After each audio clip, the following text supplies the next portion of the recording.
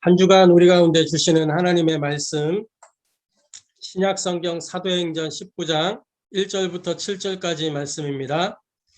신약성경 사도행전 19장 1절부터 7절까지 말씀입니다.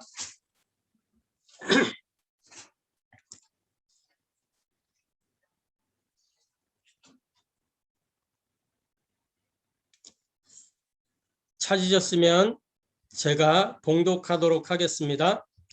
아볼로가 고린도에 있을 때에 바울이 윗지방으로 다녀 에베소에 와서 어떤 제자들을 만나 이르되 너희가 믿을 때에 성령을 받았느냐? 이르되 아니라 우리는 성령이 계심도 듣지 못하였노라. 바울이 이르되 그러면 너희가 무슨 세례를 받았느냐? 대답하되 요한의 세례니라. 바울이 이르되 요한이 회개의 세례를 베풀며 백성에게 말하되 내 뒤에 오시는 이를 믿으라 하였으니 이는 곧 예수라 하거늘 그들이 듣고 주 예수의 이름으로 세례를 받으니 바울이 그들에게 안수하며 성령이 그들에게 임하심으로 방언도 하고 예언도 하니 모두 12사람쯤 되니라. 아멘.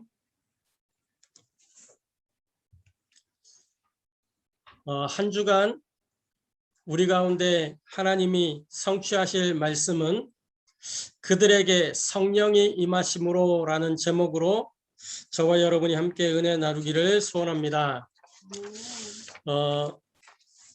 지난 주간에는 성경이 말씀하시는 이 그리스도를 누리라고 말씀을 나눴습니다. 성경이 말씀하는 그리스도는 인생의 모든 답이요 유일한 답입니다. 우리 인생의 답이 그리스도 외에는 없기 때문에 이 그리스도를 누리는 것입니다.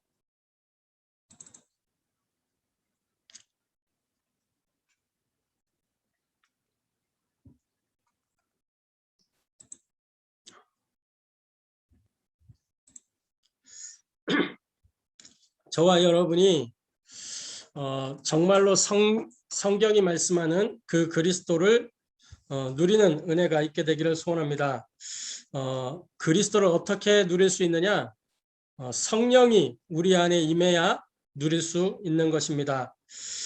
서론적으로 교회를 다니는 것과 예수를 믿는 것은 엄연히 다른 말입니다. 예수를 믿는다는 것은 어떤 의미냐? 믿는다는 말의 그 의미가 무엇인지 우리가 분명하게 알아야 되겠죠. 믿는다는 것은 예수를 그리스도로 알고 믿는다는 것입니다. 예수를 그리스도로 알고 믿을 때에 그 그리스도의 역사가 우리 가운데 임하게 되는 것입니다. 저와 여러분이 오늘도 또 이 한 주간 동안에도 그 축복을 누리게 되기를 소원합니다. 아멘. 그래서 예수를 그리스도로 알고 믿게 되는 은혜가 저와 여러분에게 임해야 될 줄로 확신합니다. 그리스도를 모르는 신자들이 대부분입니다. 예수만 알고 그리스도를 모르면 그것은 종교 생활이요 우상 숭배라는 사실을 우리가 알아야 됩니다. 예수만 알고 그리스도를 모르게 되면 결국은 본질을 잃어버리게 되는 것입니다. 그래서 저와 여러분이 오늘도 본질 속으로 들어가게 되기를 소원합니다. 예수를 그리스도로 믿는다는 것은 요한복음 19장 30절에 다 끝내신 그리스도를 믿는다는 것입니다. 예수님이 무엇을 하셨습니까? 십자가에서 우리 인생의 모든 문제를 단번에 영원히 조금도 모자라지 않고 충분하게 해결하신 것이죠. 예수를 그리스도로 믿는다는 것은 완성하신 그리스도를 믿는다는 것입니다. 부활하신 그리스도께서 사탄의 일을 멸하시고 지금 영으로 함께 하시는 것이죠. 그래서 그리스도로 믿는다는 것은 지금 역사하시는 그리스도를 믿는다는 것입니다. 사도행전 1장 8절에 오직 성령이 너희에게 임하시면 너희가 권능을 받고 예루살렘과 온 유대와 사마리아와 땅끝까지 이르러 내 증인이 되리라 말씀하셨죠. 예수를 그리스도로 믿는다는 것은 다시 오실 그리스도를 믿는 것입니다. 사도행전 1장 11절에 분명히 올라가심을 본 그대로 너희에게로 다시 오리라 이렇게 말씀하셨습니다. 저와 여러분이 그 축복을 누리게 되는 은혜가 있게 되기를 소원합니다. 그렇다고 하면 이 그리스도를 믿는다는 그 믿음의 의미는 바로 무엇이냐? 이 예수님을 그리스도로 영접할 때 그것이 믿음이 되어지는 것입니다. 그러면 이 그리스도의 영이 언제 우리와 함께 하시느냐?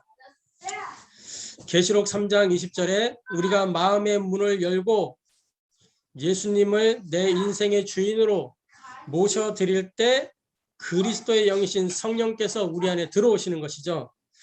그때 그리스도께서 함께 하시는 것이고 성령께서 나와 함께 하시는 것입니다. 요한복음 1장 12절에 영접하는 자 곧 그 이름을 믿는 자들에게는 하나님의 자녀가 되는 권세를 주셨으니 라고 말씀하셨습니다. 이 축복을 저와 여러분이 누리게 되기를 소원합니다. 영접하는 자 곧 그 이름을 믿는 자라고 말씀했는데 믿음에는 반드시 믿음의 결과가 나타나게 되어 있습니다. 믿음의 결과가 따라오게 되어 있습니다. 히브리서 11장 1절부터 6절에 기록된 그 믿음의 증거가 있습니다. 믿음은 바라는 것들의 실상이요 보이지 않는 것들의 증거라고 말씀하십니다. 또 이 믿음은 하나님을 기쁘시게 하는 것이라고 말씀하고 있습니다. 데살로니가전서 1장 3절부터 4절의 말씀에 뭐라고 말씀하느냐? 믿음의 역사라고 말씀합니다. 믿음에는 반드시 하나님의 역사가 따라오게 되는 것입니다. 그래서 교회를 다니는 것과 예수를 믿는 것은 엄연하게 다른 것입니다. 교회를 다니는 것은 그냥 종교 생활 한다는 이야기예요. 교회를 다닌다는 것은 이 다 끝낸 그리스도를 믿지 않고 교회당에만 왔다 갔다 하는 것입니다. 성령이 그 사람 속에 역사할 수 없는 것이죠. 믿지 않기 때문에 불신앙의 결과가 따라오게 되는 것입니다. 그럼 본론적으로 성령이 임하시면 하나님의 역사가 일어나는데 우리가 먼저 생각해 볼 것이 있습니다. 그것이 뭐냐? 사탄의 존재와 활동에 대한 부분을 과연 내가 믿고 있느냐라는 사실입니다. 여러분들은 사탄이 존재한다는 사실을 믿고 있습니까? 사탄의 활동이 실제라고 확신합니까? 그렇게 되면 사탄의 존재가 사실이라고 믿어지고 그 역사가 실제라고 믿어지게 되면 우리에게는 사실적인 신앙이 생길 수밖에 없습니다. 왜냐하면 반대로 성령 역시 실제로 역사하기 때문입니다. 그렇게 되면 사실적이고 구체적으로 기도할 수밖에 없는 것입니다.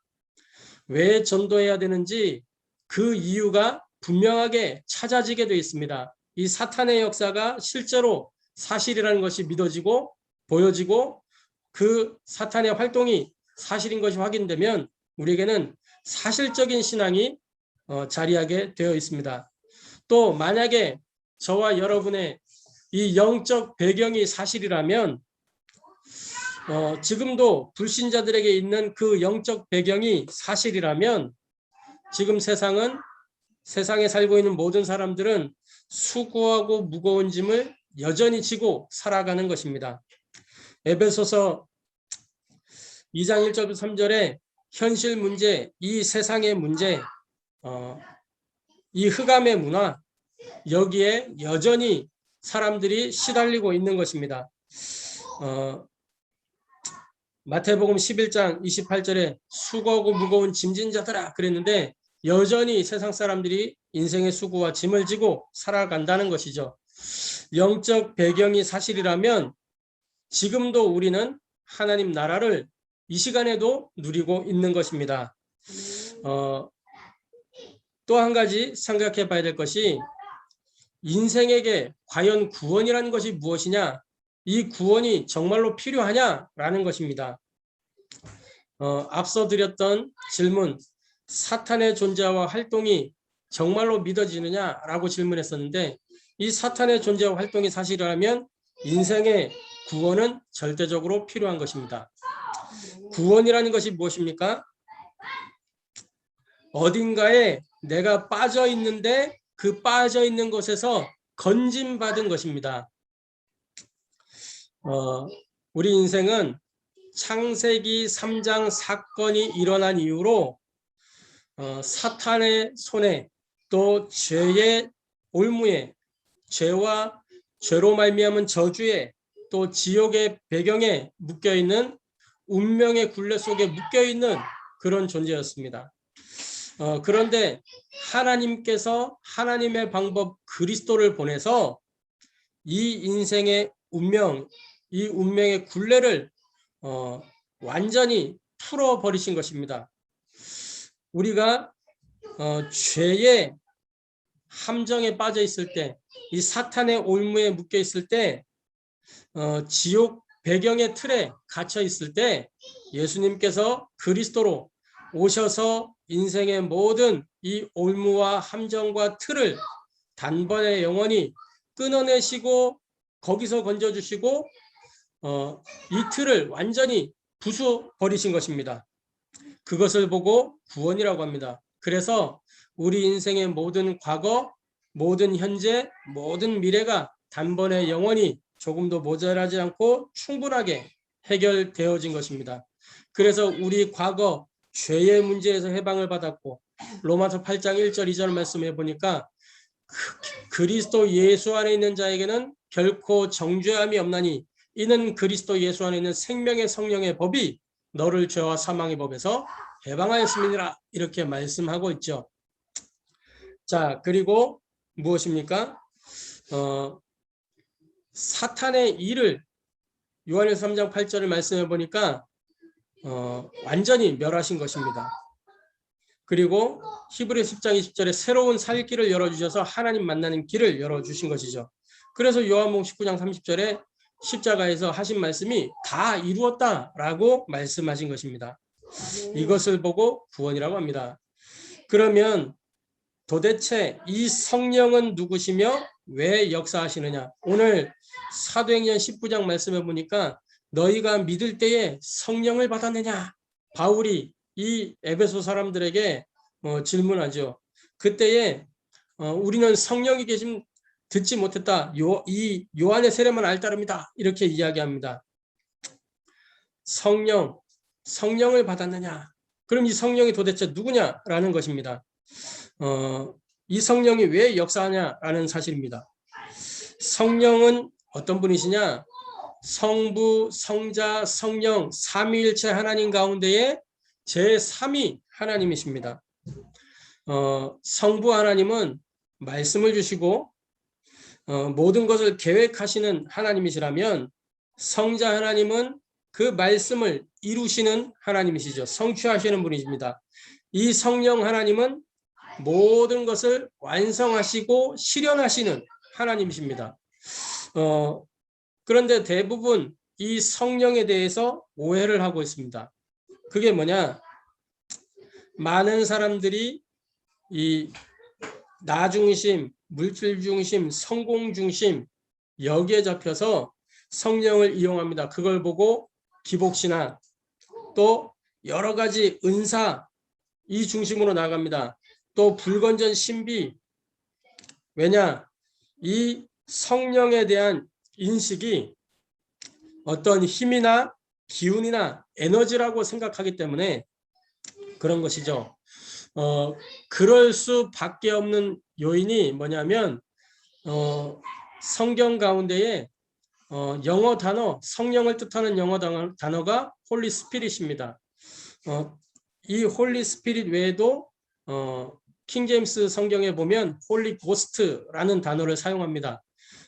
킹제임스 성경에는 이 두 단어를 정확하게 사용을 하고 있거든요. 홀리 고스트라고 할 때는 그분의 신성, 그분의 인격적인 신성을 나타낼 때 그렇게 사용합니다.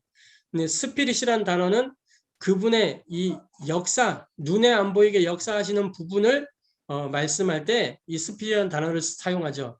근데 지금 우리가 사용하고 있는 성경에는 이 스피릿이란 단어로 번역이 되어 있습니다. 스피릿은 어떤 이 정신 또는 기운 이런 것을 의미합니다. 그러다 보니 이 사람들의 의식 속에 이 감정적인 부분 또는 느낌적인 부분, 눈에 안 보이는 어떤 이 눈에 안 보이는 그러한 부분 이런 것들로 인식이 됩니다. 에너지 이런 것으로 인식이 되어집니다. 그래서 성령을 인격적으로 생각하기보다는 비인격적인 어떤 물질 정도로 이해하기 쉽습니다. 그러나 성경은 분명하게 말씀합니다. 이 성령이 창조 때부터 역사하셨고 그리스도께서 이 땅에 오셨을 때도 모든 구속 사역에 함께 역사하셨다는 사실을 기록합니다. 또 지금도 성령으로 모든 믿는 자 속에 함께 하시고 그 인격적으로 역사하신다는 것을 말씀하고 있습니다. 그 성령께서 왜 역사하시느냐? 성령 역사하시는 이유가 뭐냐? 로마서 8장 1절 2절 말씀에 죄로부터 해방을 주시기 위해서 성령께서 역사하십니다. 고린도전서 3장 16절에 인생을 구원하시기 위해서 너희가 하나님의 성전인 것과 하나님의 성령이 너희 안에 거하는 것을 알지 못하느냐. 구원 순간에 성령으로 우리 안에 들어오시는 것이죠. 그걸 보고 성령 내주라고 합니다. 또 하나님의 영광을 위하여 그리스도의 영광을 위하여 이 성령께서 역사하시는 것입니다. 그래서 우리는 세 가지를 명심해야 됩니다. 이 성령의 실제성입니다. 성령은 어떤 이론이나 관념이나 사상이 아니라 실제로 함께 하시는 하나님의 영이라는 사실입니다. 또 성령의 현재성입니다. 이 성령께서는 과거에만 계셨던 분이 아니고 다윗 시대, 어떤 요셉 시대, 요셉 하면은 여호와께서 요셉과 함께 하심으로, 다시 말해 하나님의 영이 요셉과 함께 하심으로, 성령이 요셉과 함께 하심으로 그랬는데 그때에만 함께 하는 것이 아니고 지금도 함께 하시는 그리스도의 영이라는 사실입니다. 또 성령의 영원성입니다. 이 성령께서는 언제까지 함께 하시느냐? 영원토록 우리와 함께 하시는 것입니다. 마태복음 28장 20절에 세상 끝날까지, 또 사도행전 1장 8절에는 땅 끝까지 이렇게 말씀을 하고 있습니다. 결론적으로 저와 여러분이 우리의 삶 속에, 나의 삶 속에 성령께서 역사하시는 이 비밀을 누려야 되겠습니다. 그것이 바로 삼오늘입니다. 이 사도 바울은 삼오늘의 비밀을 누리면서 성령이 함께하는 이 축복을 누렸습니다. 그래서 이 삼오늘을 어떻게 누리느냐? 복음의 말씀으로 나의 오늘을 편집하는 것입니다. 정확한 언약을 나의 생각 속에, 오늘 나의 생각 속에 담는 것입니다. 사도행전 2장 42절 말씀해 보니까 초대교회는 날마다 사도의 가르침을 받아 그 말씀을 마음에, 생각에 담고 이 복음의 말씀을 담고 자기 자신을 편집한 것입니다. 그리고 두 번째로 하나님 나라를 누리는 기도의 비밀로 오늘을 설계하는 것입니다. 이 오늘을 설계하는 비밀의 핵심이 뭐냐? 지금 나와 함께 하시는 위드요, 교회 가운데 역사하시는 임마누엘이요, 모든 현장에 역사하시는 원네스입니다. 우리의 마음에 하나님의 나라 임하도록 기도의 깊은 곳으로 들어가는 것입니다.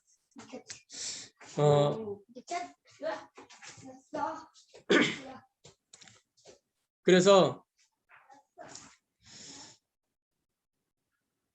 분명히 성경은 말씀합니다.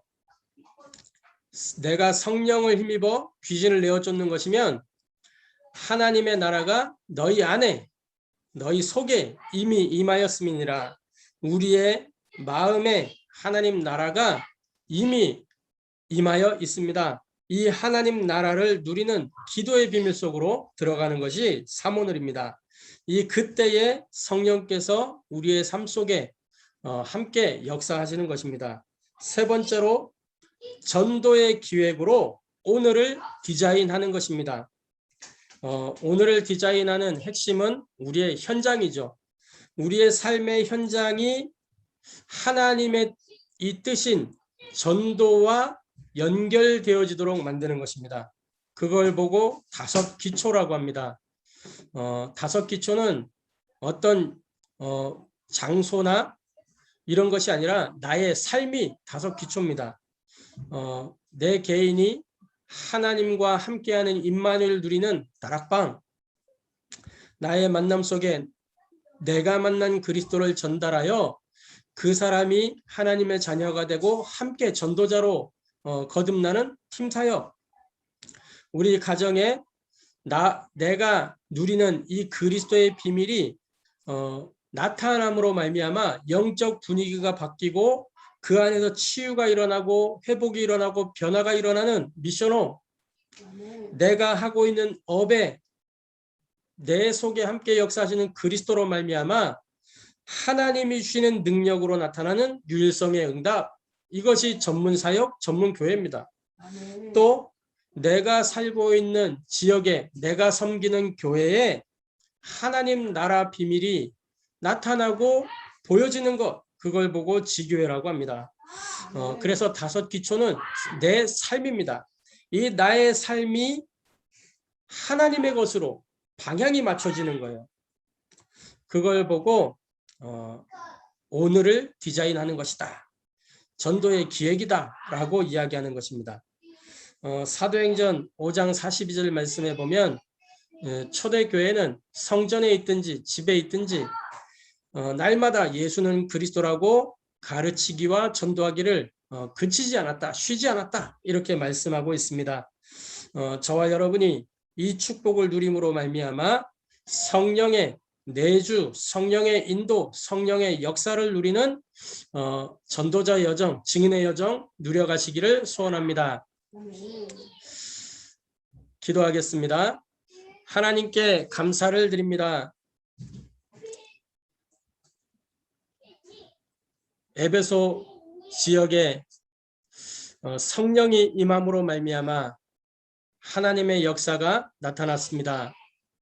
하나님, 우리가 정말 이 성령의 실제를 누릴 수 있도록, 관념이 아니라 이론이 아니라 실제가 되어질 수 있도록 역사하여 주옵소서. 우리 가운데 성령이 충만하게 임하여 하나님 나라 확산시켜가는 주역되도록, 증인되도록 역사하여 주옵소서. 복음의 말씀으로 오늘을 편집하기를 소원합니다. 하나님 나라 누리는 기도의 비밀로 오늘을 설계하기를 소원합니다. 전도의 기획으로 오늘을 디자인하기를 소원합니다. 그렇게 되어질 수 있는 영적 상태가 되도록 우리 각 사람을 축복하여 주옵소서. 지금도 우리 삶 가운데 역사하시는 주 예수 그리스도의 이름으로 기도하옵나이다. 아멘.